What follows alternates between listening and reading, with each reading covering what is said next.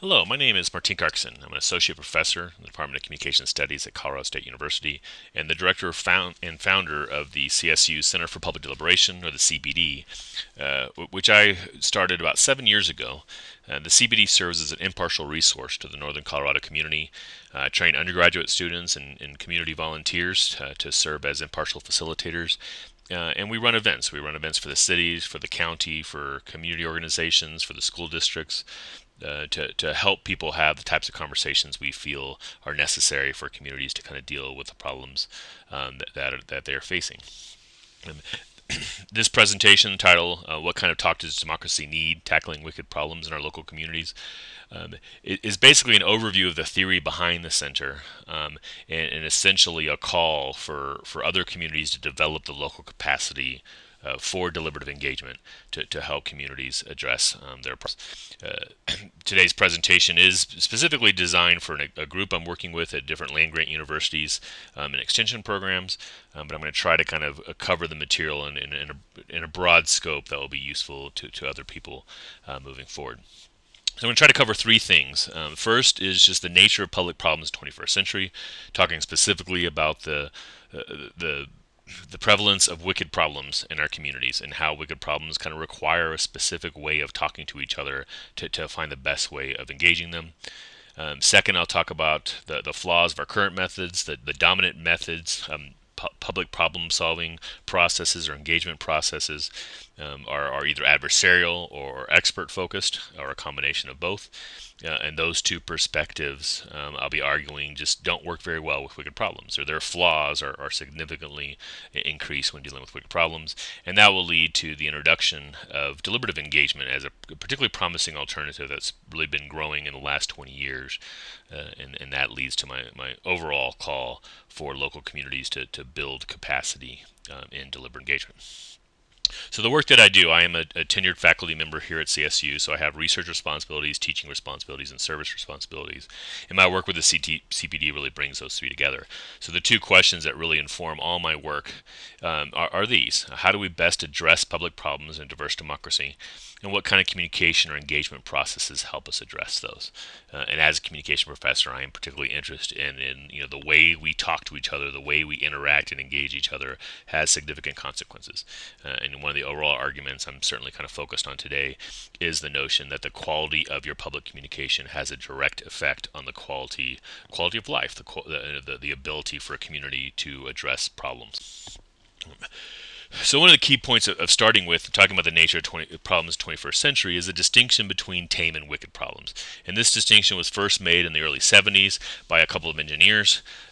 These were people that worked in city planning that had been trained as engineers. And they found out pretty quickly, once they started working with cities, that the kind of problems they were trained to solve and the kind of problems they were being asked to solve were very different. So they made the distinction between tame problems, which aren't necessarily simple problems. They can be very difficult, but tame problems do tend to have a technical answer to them. So they can be solved by experts. The more smart people come together to study tame problems, the more they kind of naturally converge. So when you're looking at potential solutions to tame problems, the dominant value is efficiency, is how few resources did you spend to solve this problem. But they realized that the problems they were being asked to solve in cities were wicked problems, and I think they coined the term. I'm going to cover kind of 5 basic characteristics of wicked problems, focusing primarily on this first one, which is really the heart of the deliberative perspective and the work that I've been doing, is that wicked problems inherently involve competing underlying values, paradoxes or trade-offs or tensions. All these words kind of run together in some ways. But these tensions cannot be simply resolved by science. They require tough choices or innovative solutions of bringing people together.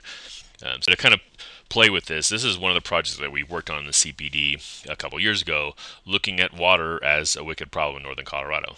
In northern Colorado, we don't get that much rain. We're right up next to the mountains, so we do get a lot of water in May and June when all the snow melts and kind of runs on by. So for the past 100 years, a wide variety of reservoirs and ditches and irrigation systems and have brought water to the eastern slope and to the Front Range. And with that, a very vibrant agricultural community has built up over the years. But Northern Colorado is also a very nice place to live. So more and more people are coming to Northern Colorado, and tensions have increased in terms of the use of water, which is a very common subject in all the western states in a way.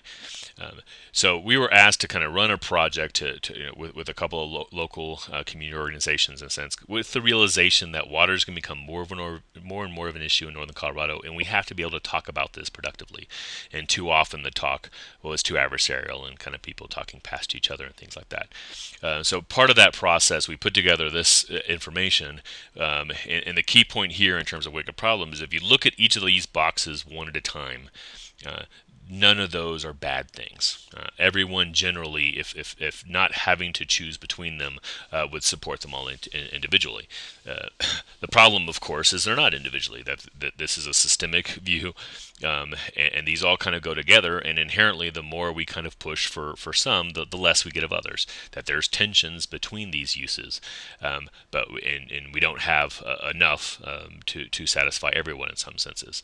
So our community has to have conversations and has to engage each other to think through and to work through these tensions and identify what's the best way to kind of find the right balance between these, or getting innovative and potentially transcending some of these tensions. The issue that I'll be talking about today is that the dominant forms of communication tend not to help us focus on the tensions and the paradoxes within here. The dominant forms of adversarial and expert kind of methods of engagement typically kind of operate within one of these boxes. So experts can get really good at looking at individually of these boxes, or advocates and activist groups will kind of take up one of these perspectives and really push for it, often framing things strategically as if, they're for this value, this important thing, therefore people against them must be against those values. And that was one of our starting points for these projects, was the notion that no one out there really is anti-river, right? People might put other things in front of the river, but the tension there is what we need to talk about. But that's not the dominant conversation. Typically avoids that. The theory kind of underlining this is the assumption that values by definition are good things. People tend not to have negative values. People tend not to just inherently reject positive values. So in some ways, we all actually have the same value system. What makes us different is how we rank them. And those rankings are very different, and those rankings have significant consequences. So we need to have the conversation as a community about what's the best way to rank these as a community. But we again tend not to have that conversation very often. So that's the biggest aspects of wicked problems, is starting to see issues about the underlying values. Identifying the underlying values both helps identify common ground. Again, we all pretty much have the same values, but then it also identifies key tensions that we need to focus on as a community, which is what happens inherently when we focus on some of those values and not others, and they have inherent trade-offs. Another aspect of wicked problems is that they're systemic. And must be treated that way. So again, we could focus in on one of those boxes and maybe make some progress, but inherently by focusing on those projects, because it's systemic, then we're going to have some pushback somewhere else. And we can't get more of something we really want without losing something else that we want, or getting more of something that we don't want. So the need to step back and see the big picture. Again, this is something that experts tend not to be as strong at, because experts by definition know a whole bunch about one part of problems. Wicked problems also tend to require adaptive changes to find the best way to negotiate all these tensions. And by adaptive changes, this is the notion that it requires behavioral change, requires cultural change, requires individuals to do things differently. And this becomes a big part of the overall deliberative engagement perspective, because experts typically cannot dictate a behavior change, and adversaries, activists are typically going to frame things in simplistic ways that don't call on people that follow them to do much. Right? It's typically more blaming the other side versus taking ownership. So the lack of really understanding a broad range of potential actions to best negotiate the tensions that are inherent to wicked problems becomes a key part that's missing with the dominant forms. And addressing wicked problems requires effective collaboration and communication across perspectives. You need people that understand, that will make the strongest case possible for all the different kind of values to really to get to the point that you can really start negotiating the tensions between them. But too often our communication is groups primarily kind of preaching to their own choir and speaking to themselves. We don't have very many mechanisms or institutions in our community that do a good job of bringing people together across perspectives. And certainly that's something that deliberative engagement focuses on. And lastly, wicked problems require creativity, innovation, imagination. We need to, once we're faced with the reality of wicked problems and the inherent tensions, that there isn't magic bullets and it's not all just devil figures to blame, then we can get to the hard work of trying to find the best way to balance these tensions or transcend them and find win-win situations. And my concern often is that we never get to that spot. We're distracted by simplistic frames or simplistic by narrow expert focus, and we don't get to the point of doing the interesting hard work that can be done with a good process to move forward. So it's the big nature of wicked problems. You've already kind of heard me talk broadly about these three primary forms of public problem solving from a communication perspective. How do we kind of come together? So the adversarial model is one of the dominant models. People that have a very strong opinion and seek to kind of build coalitions and bring people to their perspective and kind of push solutions through using a variety of strategic methods. One of the classes I've taught quite a few times the last few years is social movements. So I do have a healthy respect for activists and lots of different ways of changing things. The expert model is, these problems are difficult, and expecting the public to play a big role, to have the knowledge or the time or the interest to work through these is expecting too much. So we need experts to kind of help us solve those problems. And then the deliberative perspective, and you see the key words there, which is obviously the focus of the work that we do. And the argument here is all three of these are important. All three of them have advantages and disadvantages. Communities need significant resources in all three. My overall argument is the first two tend to dominate, sometimes combined, sometimes separately. And the need for the growth of capacity of the deliberative perspective primarily tied now to the notion that when we do the deliberative engagement well, it brings out the best in the first two, and works pretty well to undo or serve as an antidote to some of the negative aspects and negative consequences of the first two going forward. So really the call for communities to build more capacity for deliberative engagement in a lot of ways is so that adversarial and expert engagement can work much better. So this is a Venn diagram kind of showing the high quality democratic communication really needs a strong interaction between these three different groups. On the left, between the public, the advocates. I mean, if we're going to be democratic, then people need to have control over the rules that kind of govern them, and that's where we're getting the values and the passion. And due to adaptive changes, a lot of whatever change comes about to address wicked problems often implicates the public itself. Obviously, we need experts on the right side. We need good data. We need good information to help us address those. With that, and then on the top, we need the decision makers, the politicians. They're the ones that have the broader levels of change in society.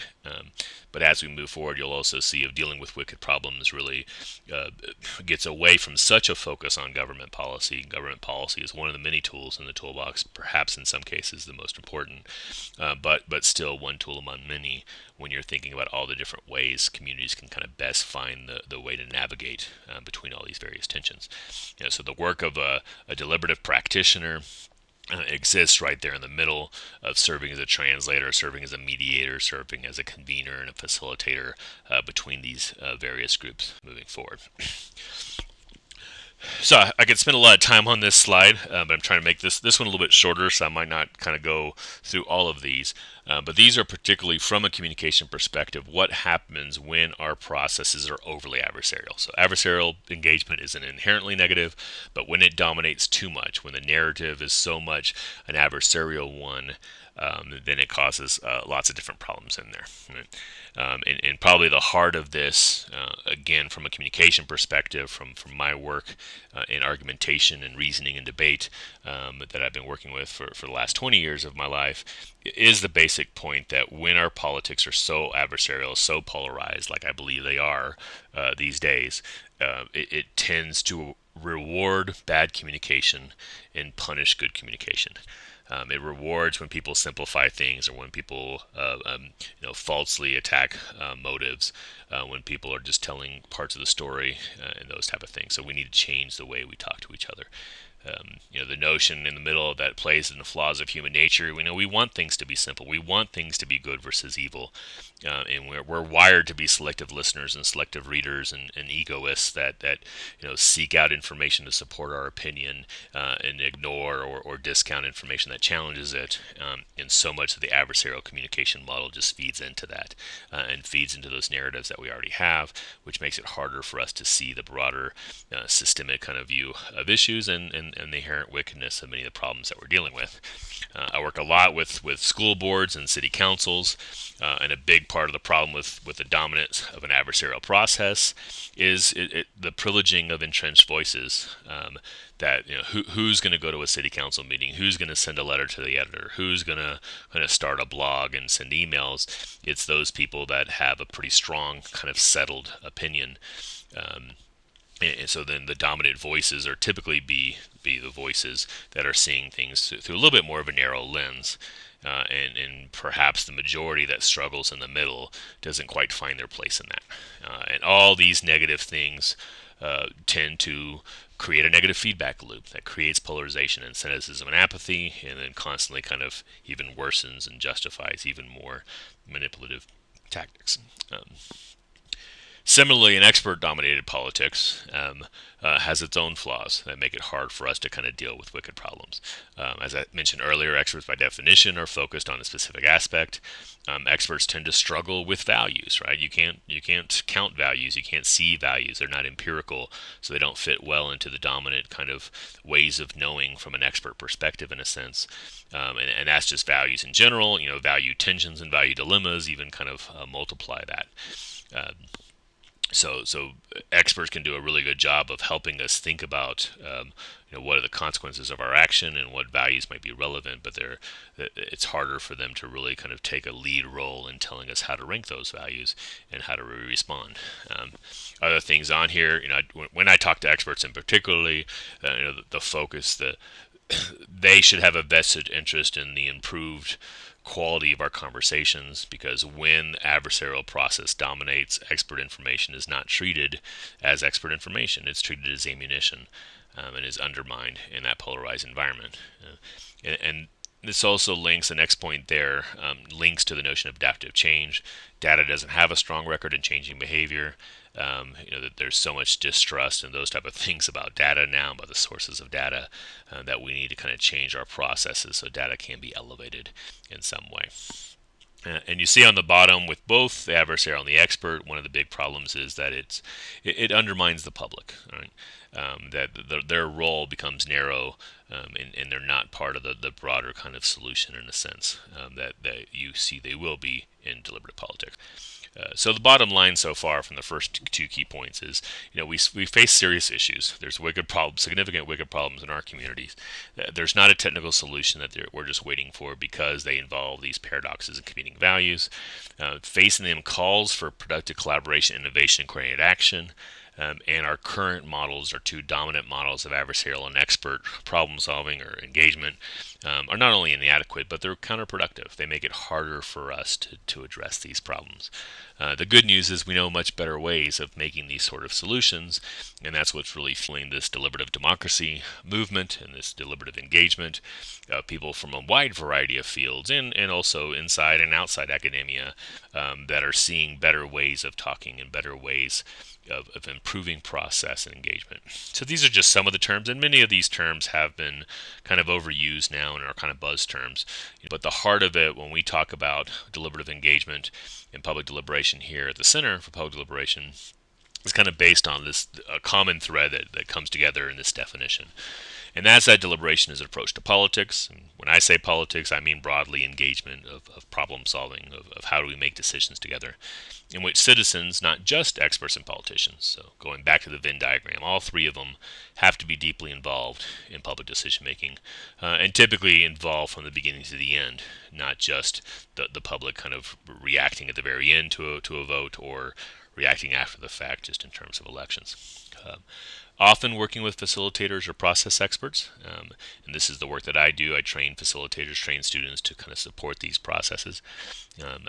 I don't think they're an inherent need, but we're not very skilled at having tough conversations with people we disagree with.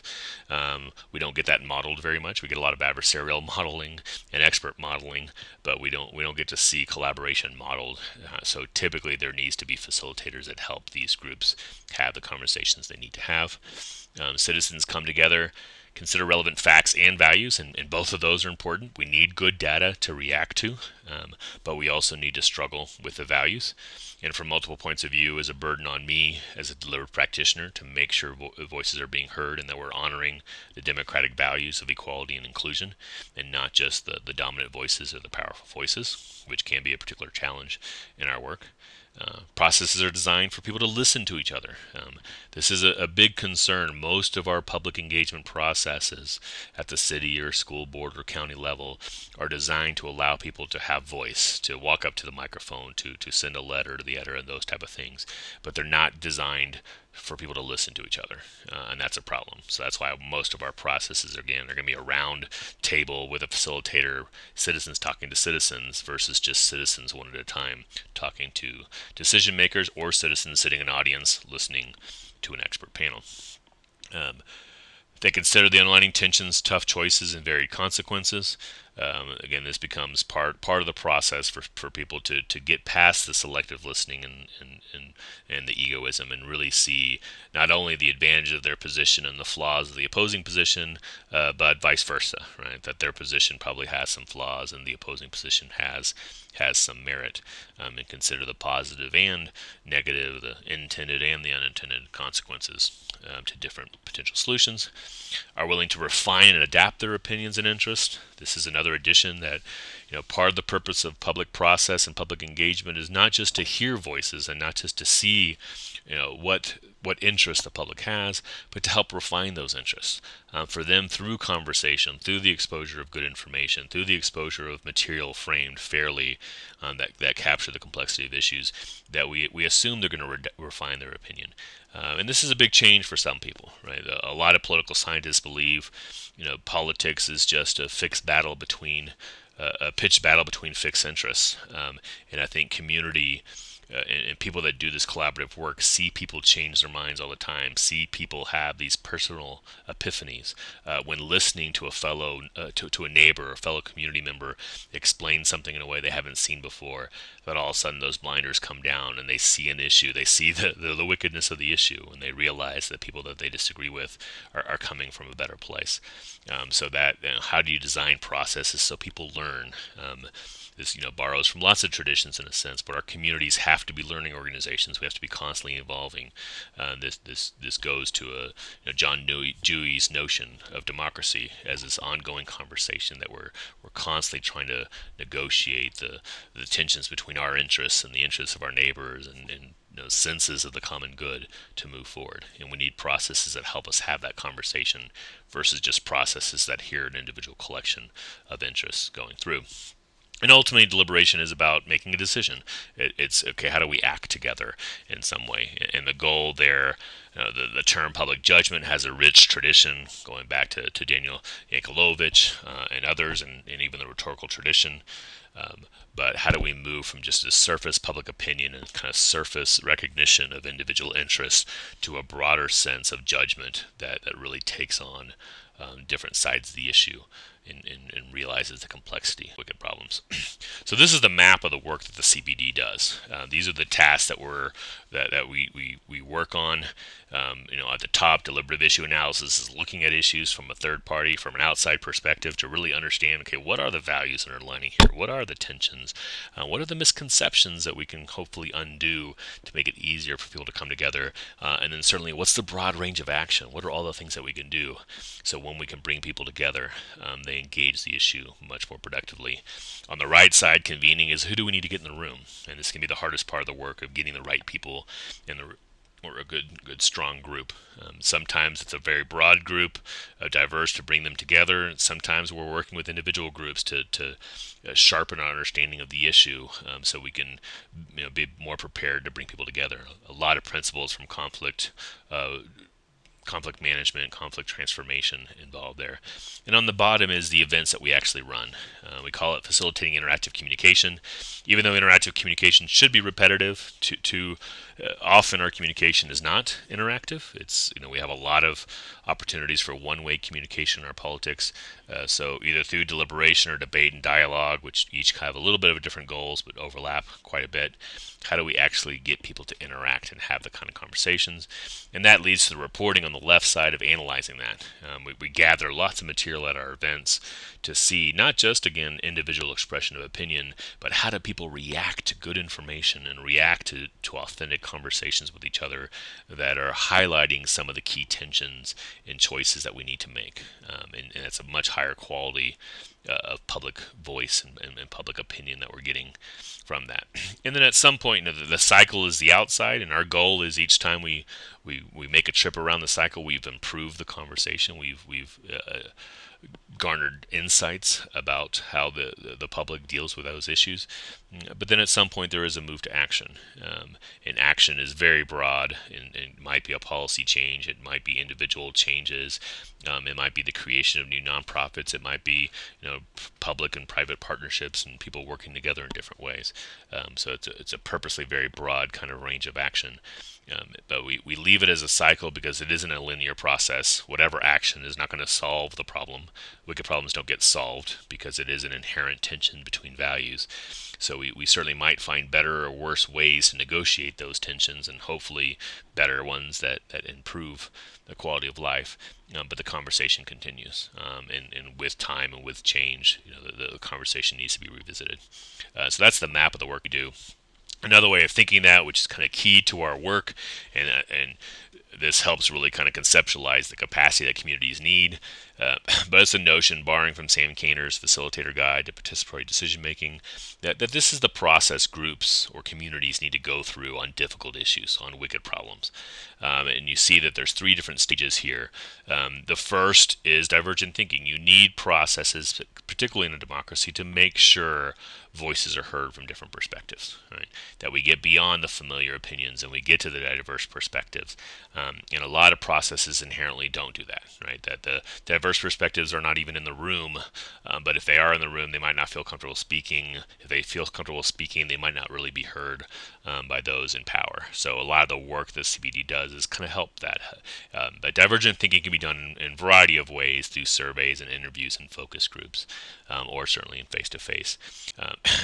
So one of the big obstacles we run into in good processes, there's not sufficient divergent opinion, and we jump from a quick process all the way to the decision point, and we're suffering there from false consensus, that we didn't hear dissent, we didn't hear we didn't hear people from different perspectives, and then those people are going to be frustrated, those people are going to be going to be pushing back from that and move it.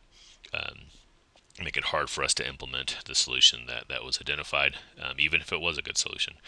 So to avoid false consensus, our communities need better process to ensure adequate divergent thinking, that we get beyond the usual suspects, that voices truly are kind of heard. And the good news here is I think a lot of our communities do a pretty good job of this. The job's certainly not done, but we have such a strong tradition of free speech in the United States that I think we kind of tend to lots of voices. But that kind of runs us into a different problem. When we do a good job of divergent thinking and get lots of voices in the room, but then don't work with those voices well, we run into the problem in the groan zone in the middle. And this is a problem of false polarization, that we have everyone speaking but no one listening. And again, I believe a lot of our public processes are basically designed to do just that, to give people a chance to express themselves, but not a chance to listen or engage or interact with their fellow citizens. And so I believe false polarization is the primary problem we're having here. Is we have all these processes for everyone to speak, but then we jump to a decision made by a representative body or whatever it may be, and that just creates a lot of frustration and creates that negative feedback loop. So this is probably the strongest need in terms of capacity building in our communities. How do we have better processes to help people work through tough issues? And that's where I believe you need typically the small group discussions. You need a lot of capacity. You need the facilitators. You see key elements on the bottom here. You need trusted conveners that can bring people together. You need high quality framing of issues and background information that people trust that can work through that you're gathering from the divergent thinking process. And you really need opportunities for people to come together. And you need facilitators typically to run this kind of process. So this is an example of one of the meetings that we run in the CBD. Have 120 people in the room. A couple of the people on the left of the table are my students, one facilitating, one capturing the discussion. This is the working through process that gets beyond just the individual expression of opinions. But even if you do a good job of divergent thinking and a good job of working through the groan zone, you still have one more obstacle, and that's the paralysis by analysis. And you see there that it's cut off. It doesn't even make it to the decision point. And this is one of those things that once you have a really good conversation, you realize the complexity of the issue. With the complexity of the issue, it makes it harder to actually prioritize things and make decisions. So this is a whole nother set of capacity and process capacity that communities need. That to ensure divergent thinking, help people work through the groan zone, and then how do you actually then do the convergent thing? How do you kind of move back through and make those decisions and move from talk to action in more productive ways in all three of those? So this slide kind of, one of the basic tenets underlining the deliberative perspective is the notion of democratic governance. And this is the notion that communities solve problems, not just governments or not just individuals. So this graph shows, and this is used in a lot of our process design to help think very broadly about all the different possibilities of action. So at the top you have public policy, you have change in laws, which are often focused too much on when we're looking at change. On the bottom we have individual knowledge, attitude, skills as the adaptive change we talked about. But then you also have networks that change. You have in the middle you have organizations, not just say K-12 or higher education, educational institutions. You have faith institutions, you have social groups, you have nonprofits, and you have private industry, which are also heavily implicated in local democracy, but too often seem to be seen outside the conversation. And at that community level of how those organizations work together and how are they aligned and the processes of kind of bringing them together, so there's not just people working on topics in their own kind of silos. And these are key concepts that are critical throughout the conversation, but particularly in the convergent thinking of who's doing what and how do we move forward on this issue and bringing people together. So the question we're really asking here overall is what capacity does your community have for deliberative engagement for these three different stages in a way, and how do we build that capacity? My argument here, as I start kind of moving to the close, is that there's significant benefits for communities that build this capacity. A lot of this is almost the flip side of some of the drawbacks of an overly adversarial or over-expert processes. We get beyond these simplistic perspectives that we get so often in citizen input, and we get so often in our letters to the editor, and we help people educate themselves on the issues and see the different sides of it. And we make space for people with those opinions versus just those with the entrenched opinions. It just I was showing with democratic governance, it builds support for a much broader range of actions across individual, public, private, and nonprofit lines, which is so critical to community problem solving. It sparks innovation. It helps people get beyond the simplistic solutions, the magic bullets and the devil figures that dominate so much of our conversations about tough issues. And it creates a positive feedback loop. So as people do these processes, they learn about their neighbors and they build trust and they build social capacity. And tons of research out there really showing that when communities have strong civic networks and they have that social capital, that bonding and that binding capital, that they're so much more resilient and so much being able to react better to new problems as they come up. And probably most importantly, and the work of Harry Boyd here is particularly important, it engages citizens as problem solvers, not just these simplistic roles that the dominant forms often ask citizens to play.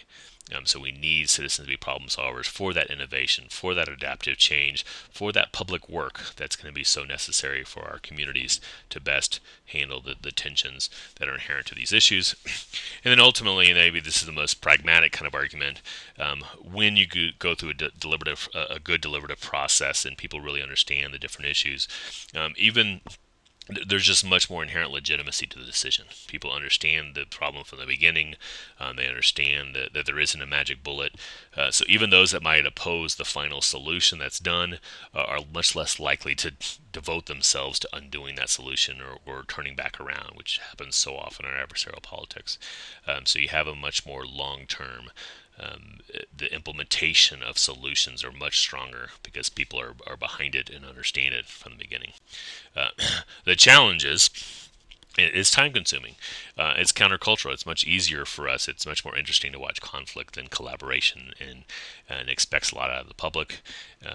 It does work well. My work shifted from the presidential level to the local level because I was interested in deliberative engagement, and trying to kind of incorporate these concepts to the national level is certainly much more challenging. And these last one, these difficulties of doing it well. The good news here is we're not looking to do it perfectly. We're never going to have the ideal deliberative democracy. We're looking to do it better. And luckily the bar is pretty low, so doing it better is not too hard of a target. But how do we get more diverse audiences? How do we get better frame material? How do we get more skilled facilitators doing things better? So the last point I'm going to make here is to overcome the challenges of deliberative engagement and to really take advantage of all the benefits. It requires a development of what I've called passionate, impartial institutions. And passionate impartiality is kind of purposely an oxymoron, but it's that we're passionate about our communities, we're passionate about solving problems, we're passionate about democracy, and we're partisan towards democracy. But we believe we're going to play a more powerful role in our communities by taking on this impartial perspective and building deliberative capacity and helping kind of provide these tools and these skill set to our communities to do what we've been talking about today. So passion, impartiality, what this chart kind of shows is that we're always kind of balancing a pure form of impartiality or neutrality with our goal of honoring equality and inclusion. We are, again, partisan to democracy, so we want to make sure voices are being heard and the powerful aren't kind of cutting people off and the status quo doesn't have more power than it should have. So we're going to, through our processes and through our training, kind of make sure that we honor equality and inclusion. But on the flip side, we also want to honor the importance of good data, right? That data, that we can make distinctions between good data and bad data, even though that's not a simplistic distinction. And the work that we do with the cycle is often after engaging the public, then engaging experts to make sure that the assumptions that are being made and the data that's being used is quality data that's supported by research in important ways, but also not limited by such a narrow frame of what counts as knowledge, and working across multiple ways of knowing as we move forward. So the good news as I end is that there's growing resources for passion and partiality. I'm part of, I work a lot with the Kettering Foundation, which has a network of centers like the Center of Public Deliberation, and is working to build more that are tied to typically tied to universities and colleges that are serving as sources for passion and partiality and to build capacity for deliberative engagement. I'm working particularly now with extension programs as well. Extension programs, many across the country, have been doing this work for many years and expanding that work now, of just seeing a particular fit with passion and partiality, of bringing the knowledge of the community to bear with communities, and having that democratic call from the land grant institution, but also needing to be impartial in their role. So building up their skill in facilitation and issue framing to help communities have these problems. And more you see on this list of organizations that are just realizing that we need to change the conversation and we need to move forward on important things. So with that, I'll thank everyone who's made it this far of listening to this presentation. Feel free to, my email is cpd for the Center of Public Deliberation at colostate.edu, COLO state.edu. Our website is just cpd.colostate.edu if you want to find more information or some of the writings or a lot of the work. Another great website is just the ncdd.org. So it's the National Coalition of Dialogue and Deliberation, which has wonderful resources for doing all this work. And I hope to have you join us as we move forward to build capacity in our communities for more deliberative engagement. Thank you.